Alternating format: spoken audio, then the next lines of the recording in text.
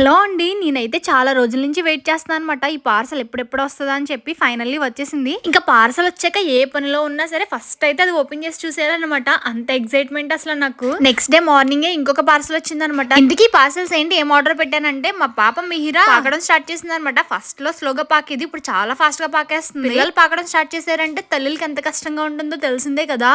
వీళ్ళ పాకే టైంలో మనం అస్సలు పట్టుకోలేము కదా, చాలా కష్టం అవుతుంది. అండ్ నడకొస్తే ఇంకెలా ఉంటుందా అని చెప్పి భయం వేసింది నాకైతే.